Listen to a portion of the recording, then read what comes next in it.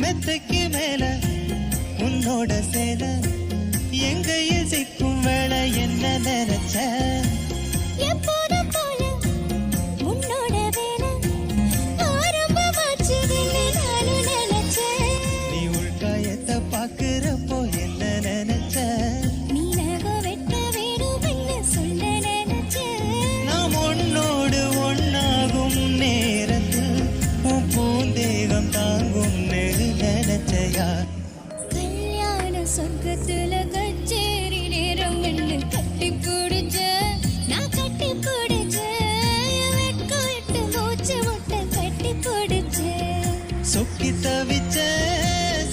தவிச்ச நான் சொர்க்கத்தை எட்டியதா துள்ளி குதிச்ச சொக்கி தவிச்ச